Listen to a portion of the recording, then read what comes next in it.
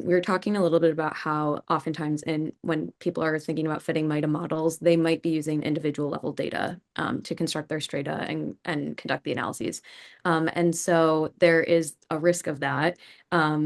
In that if you're not thinking critically about it, you might focus at the individual level rather than focus on systems of power, which is what we're really concerned about. And so I was wondering if you could speak to a little bit more how MAIHDA can intentionally be used to interrogate this structural intersectionality rather than reinforcing and focusing at an individual level.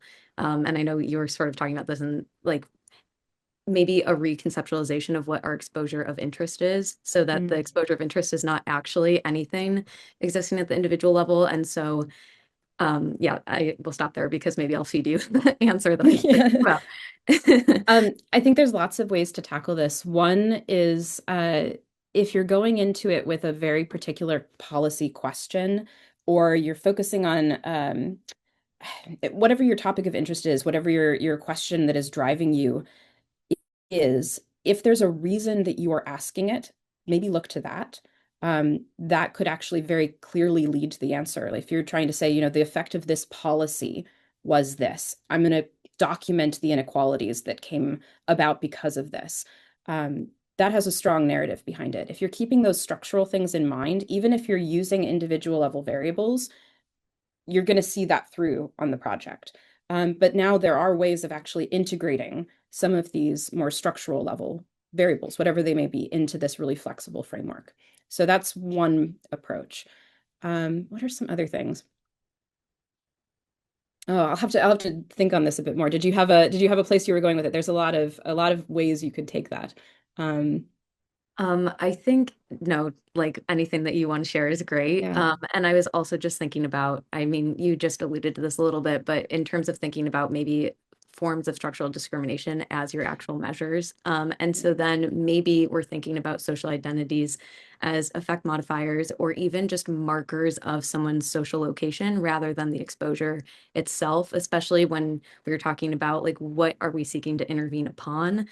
So I think that that helps sort of clarify things, but or like, we can talk about this at length more, but just Yeah, I think so from a philosophical perspective, for me, there's something satisfying in the structuring of MAIHDA where what we're doing when we define our intersectional strata, our intersectional groups, is we are not saying this person's race, class, gender, etc. right. We're saying here's a position in society within interlocking systems of oppression, and that literally becomes a level in our multi-level model.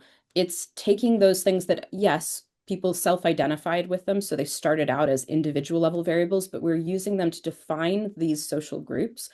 Um, the structure of the model starts to sort of philosophically fit with how I'd like to think about these positionalities a little bit better. Now, I want to be cautious because I don't think that actually guarantees anything. You can still absolutely fit a MAIHDA model and not be paying attention and fall back into that language of individual race, class, gender caused these things. And I'm like, what do you mean by that? Let's edit that out. The fixed effects of this caused blah blah blah blah blah. The interaction, and I'm like, what does that mean?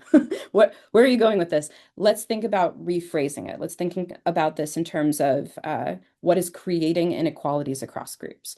So sometimes the default language in statistics, which I have a whole rant about this, right? Statistics was developed explicitly by and for eugenics and eugenicists.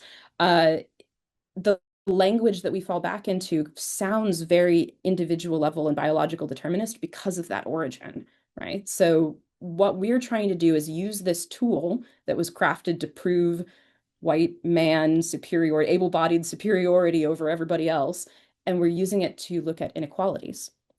How do we keep repurposing this tool and redeveloping and reimagining this tool? And all the little guardrails we can put on that to be very clear about what it is that we are thinking about and doing as we define these groups.